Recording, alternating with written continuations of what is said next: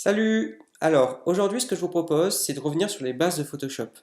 Et pour revenir sur la base de la base, on va partir du pinceau et de ces deux caractéristiques principales qui sont l'opacité et le flux. Alors, c'est pas évident de les différencier, c'est pour ça qu'on va commencer par l'opacité. Pour l'opacité, qu'est-ce qu'on a? On a quelque chose de très plat, voilà, de très très précis.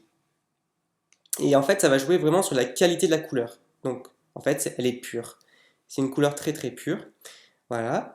On peut jouer, donc, si on la baisse, sur les effets de transparence qui sont intéressants. Toujours très propre, toujours très précis.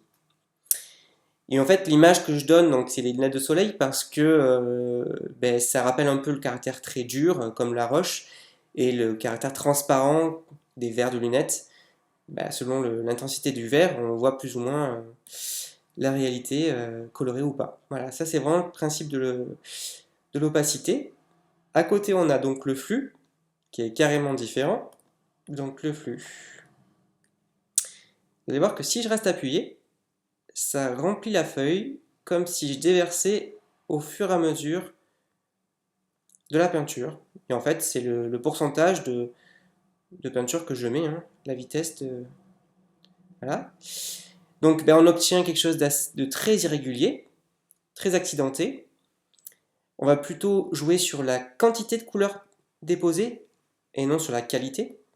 Voilà. Ça donne des effets de volume très intéressants.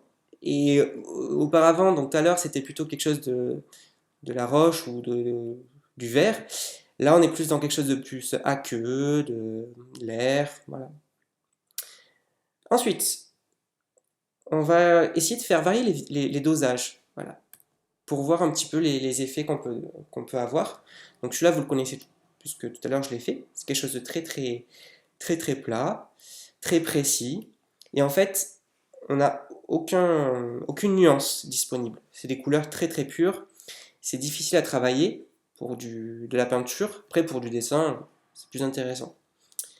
Ensuite, si on baisse le flux de 50%, alors là, on va obtenir quelque chose de très différent, de beaucoup plus fluide, voilà, avec énormément de nuances, mais tout en gardant quand même une intensité de couleur très importante.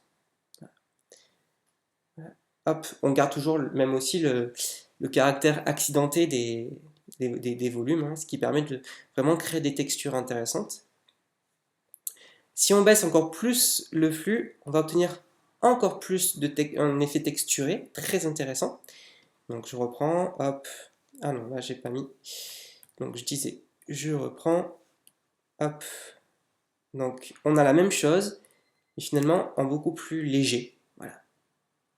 Et c'est là vraiment où on a une base de texturisation très, très intéressante.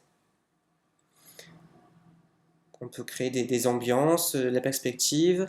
Et je sais pas si vous voyez toutes les petites nervures qui se dégagent. Ça fait une texture intéressante alors qu'on n'a même pas travaillé, on a juste mis le brush sur la toile, quoi. Donc c'est vraiment déjà très intéressant l'effet que ça peut donner. On va inverser, on va passer le flux en 100% et diminuer l'opacité. Et bien entendu, on obtient ce qu'on a obtenu tout à l'heure. Donc plus on en met, plus on a une couleur pure, mais c'est quelque chose de très plat. Et on va jouer seulement sur la transparence.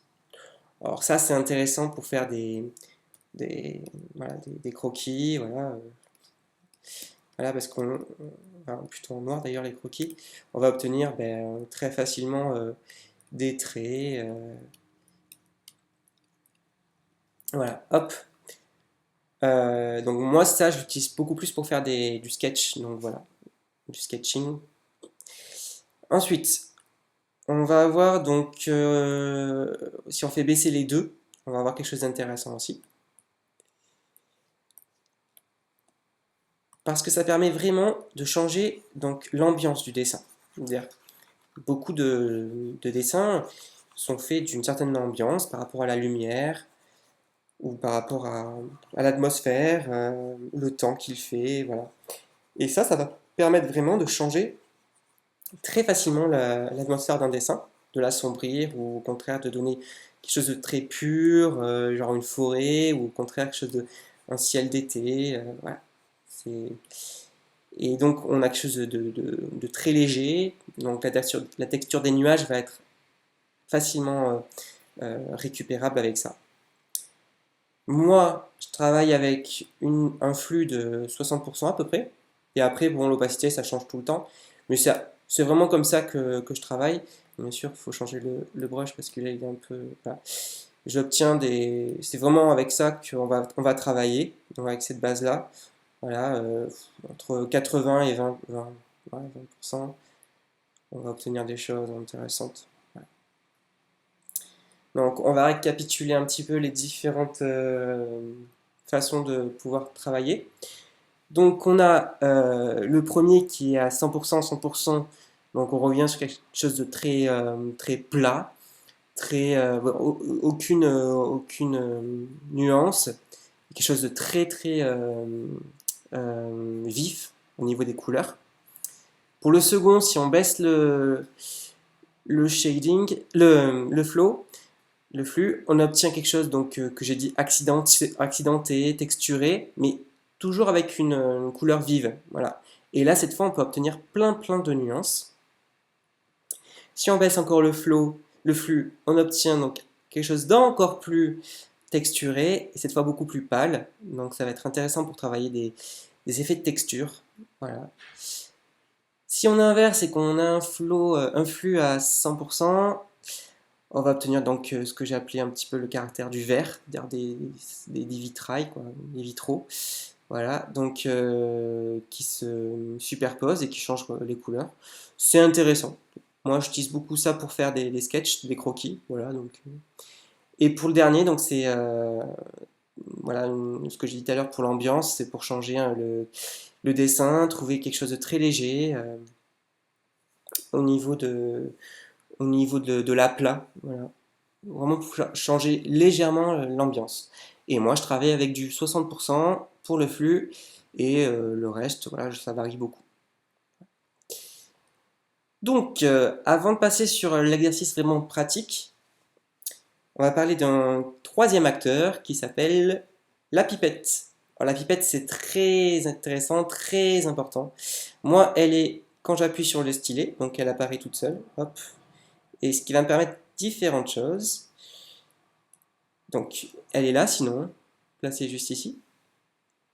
Dans un premier temps, ça me permet de retrouver une couleur que j'ai pas. Alors là, j'ai rien du tout. Hop, je peux avoir du rose. Hop, je peux avoir du orange. Hop, je peux avoir ce vert là un peu léger et je peux l'appliquer tranquillement. Hop, si je veux du rose, hop, voilà. Hop, hop, hop. Très intéressant parce que ça permet d'être assez instinctif et spontané, de retrouver comme ça la couleur que l'on souhaite avoir. Ce qui est intéressant encore une fois, hop, c'est d'avoir... Non, pourquoi ça fait ça? C'est d'avoir donc de nouvelles nuances à apporter. Donc là j'ai un vert qui est pur et un orange qui est pur. Et j'obtiens énormément de nuances. Si vous voyez là, hop, on va mettre du 100%. J'ai un espèce de vert kaki, d'orange, de vert comme ça, de vert comme ça, d'orange clair, de vert clair. Et ça donne une palette très originale et assez naturelle. Voilà. Et le dernier, donc c'est la possibilité d'obtenir, on va dire, de trouver des nuances d'ombre très naturelles. Donc je prends une couleur foncée et tout simplement je vais l'appliquer sur la couleur que je veux, euh, que je veux rendre un peu en ombre. Et hop, je dégage les différentes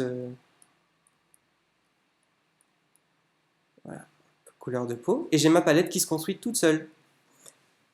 Voilà. Allez, maintenant on va passer à la pratique. Moi, ce que je vous propose, c'est de travailler sur trois éléments qui sont la lave, les nuages et un lac, peut-être avec une chute d'eau, je verrai. Pourquoi ces trois éléments? Parce que en fait, ça permet de jouer avec les différents outils que je vous ai présentés tout à l'heure. Euh, c'est important parce qu'en fait, souvent, on me demande de juger du dessin qui a été fait, en me demandant ben, mon nuage, comment il est, tout ça. Et en fait, vous utilisez qu'un seul outil. C'est-à-dire, soit c'est trop flou, soit au contraire c'est trop précis. Et je pense que le meilleur dosage, c'est quand il y a un peu de tout. Voilà. Donc on va commencer en live comme ça. Donc de la lave. Donc de la lave, vous voyez que si je prends une base très pure, ça va être déjà difficile. Donc je suis obligé de baisser au moins mon flow à mon habituel 60 et diminuer aussi mon opacité. Alors n'empêche que c'est pas mal ce que je viens de faire parce que ça me permet d'avoir une base intéressante au niveau de la couleur. Après, il faut trouver quelque chose voilà, d'intéressant au niveau aussi, on va prendre un peu de flou. Et là, on va essayer justement de créer donc, la lave avec donc là je suis à 55-60, voilà, c'est pas très fort. Et en fait, plus j'augmente, là je viens de rappuyer sur plus j'augmente, plus j'obtiens de la luminosité au niveau de ma couleur et un espèce de mouvement. Alors, je vais faire comme s'il y avait une explosion, au moins vous verrez. Donc une explosion de lave, hop, on va faire un truc comme ça. Et vous voyez que ça fait du mouvement quand même. Ça fait un effet mouvement. Là, je vais essayer justement de trouver quelque chose qui soit un peu plus lumineux. Je pense que je vais diminuer un petit peu mon opacité. Et on va pouvoir, vous voyez, trouver. Donc on imagine la lave, hein, ça fait des gros jets, hein, comme ça. Bien sûr, hein, la lave c'est plus. Voilà, ça s'accroche un peu, c'est visqueux la lave. Et ici, on va faire des espèces, justement, reproduire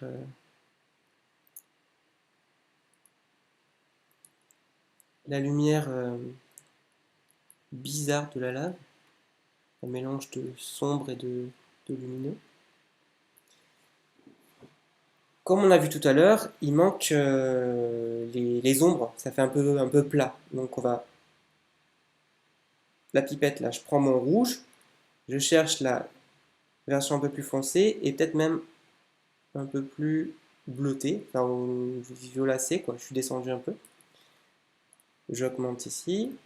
Je veux juste donner justement changer un peu l'ambiance parce que je veux que ce soit un peu plus, il y a un peu d'ombre, donc je baisse les deux, voilà. Je vais changer l'ambiance, donc et là j'assombris. Et si je veux justement augmenter le caractère très lumineux d'ici, je prends la couleur, j'augmente, et pareil, là on va juste changer l'ambiance, donc on va éclairer. C'était pas un orange très vif.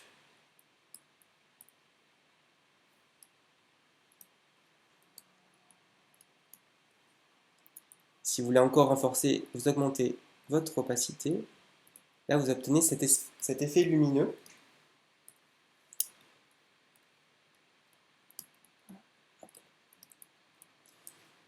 On verra plus tard pour les calques et tout ça, c'est important, on verra plus tard.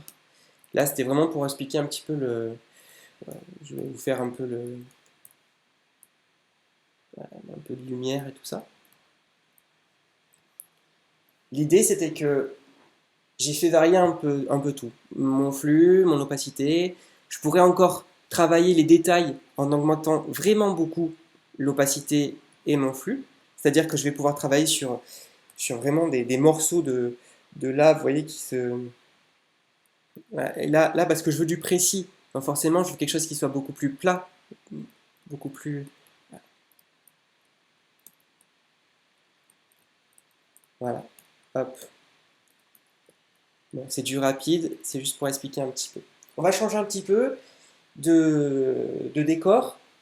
On va prendre un classique, les nuages, hein, voilà, tout simplement. Alors, pourquoi pas repartir sur une base comme tout à l'heure? C'était pas mal en fait. On va mettre du 100%, 100%. On se fait une bonne base comme ça. Hop, voilà. Une base un peu sombre. Alors les nuages, moi ce que je vous conseille, pour ceux qui n'ont pas forcément l'habitude, c'est de passer à ce qu'on a vu au tout début, c'est-à-dire un flow à 30 ou 20%, avec une couleur assez claire. Hop, on va mettre du bleu, sinon on n'est pas obligé de mettre du bleu, hein, on peut mettre n'importe quoi. Et vous avez, vous voyez, sans faire quoi que ce soit, vous avez déjà une forme qui se dégage. Voilà, je vais faire une espèce de truc comme ça. Et vous avez plein de petites aspérités qui sont, on peut déjà les travailler sans avoir même, enfin juste en n'ayant pas, c'est juste le pinceau, on a déjà la forme du nuage. Il faut juste l'interpréter. Pour l'interpréter, ben, on va dégager des formes. Hop, je fais un truc comme ça. C'est un peu basique comme forme, mais ça permet déjà d'avoir une base de travail. On va repasser sur un pinceau un peu flou. Alors je vous expliquerai plus tard pourquoi je prends des pinceaux flous ou des pinceaux beaucoup plus nets. Ça renforce plus ou moins ce que j'ai dit tout à l'heure, mais bon. Alors, euh, j'ai une espèce de forme, pas très précise.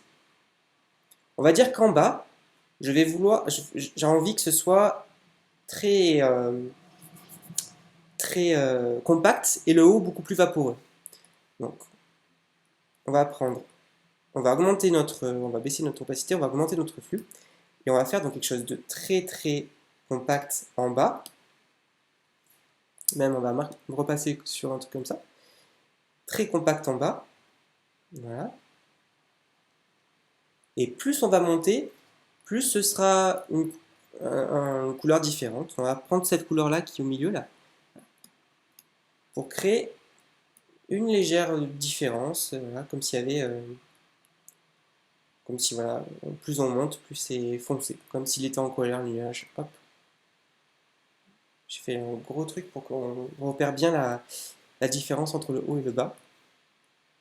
Alors là, j'ai plusieurs nuances, comme vous voyez. On va en prendre une. Et vous voyez que très facilement, je quitte même pas le pinceau de la tablette, hein.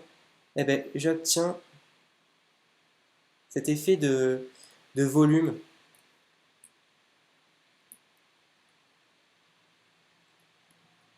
On dirait un cochon.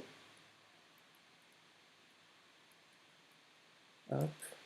Et si je veux encore renforcer cette idée de volume, je prends une couleur encore plus claire.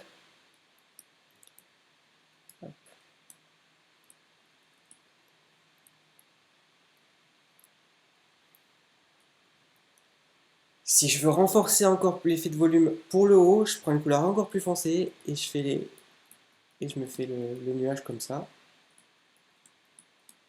Alors c'est assez basique, hein, mais c'est pour expliquer que au tout début, on avait déjà quelque part la forme du nuage. Juste en appliquant le premier procédé, on avait déjà la forme du nuage.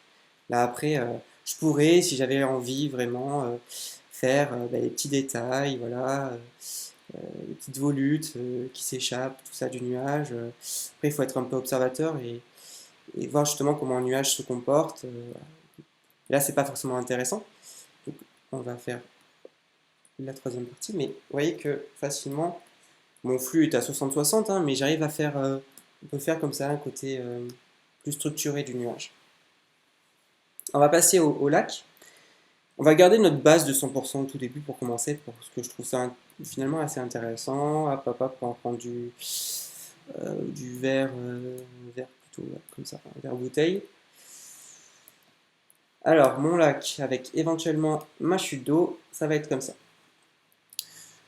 Alors oui, pour voir une chute d'eau dans ça, ça va être difficile, mais vous allez voir. Ce que je veux, c'est apporter des nuances à tout ça. Donc, pour apporter des nuances, je vais baisser mon flux. Là, je peux apporter quelque chose de différent avec plein de petites différences de nuances. Voilà. ma chute d'eau est en train de se faire. Je ne sais pas si vous la voyez. J'ai pas fait grand chose, mais ce sera plus une chute d'eau qu'un lac en fait.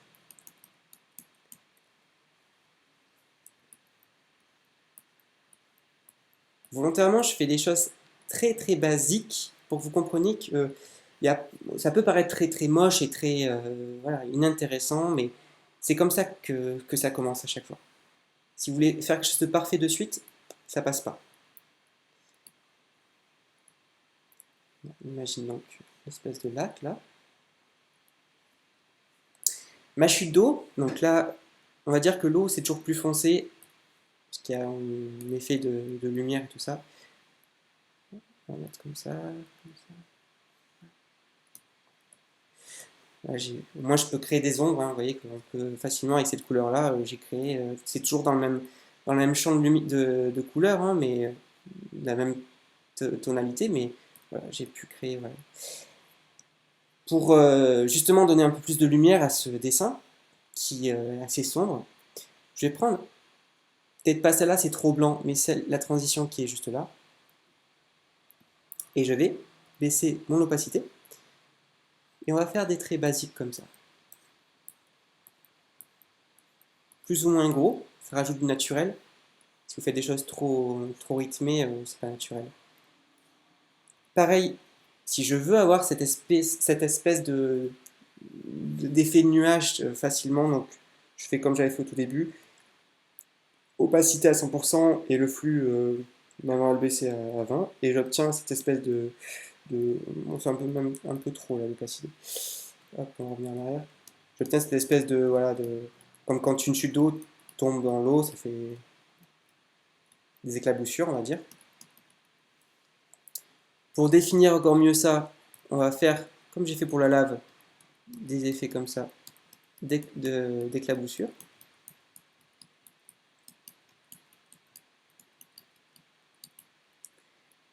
Après, on va faire des petits traits comme s'il y avait la lumière. Et pour finaliser un peu cet exercice, c'est garder toujours à l'esprit qu'on a changé à chaque fois d'opacité et de flux. Si je veux changer un peu l'ambiance, c'est-à-dire que ce soit un peu plus le haut du dessin soit justement bien brumeux, on va faire un truc comme ça. Donc là, je suis à 20, 18, 16. Vous voyez que le haut, du coup, ça change.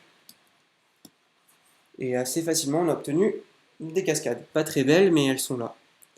Donc c'est l'alliage entre tous les petits exercices que je vous ai montrés tout à l'heure qui permet de construire des dessins avec différentes matières, différentes perspectives et d'aller un peu plus loin. Si vous faites des choses trop floues, mettez un petit peu de dur. Si vous faites des choses trop dures, jouez un petit peu avec le flou. Ça apportera du mouvement, de la perspective et ce sera forcément très intéressant.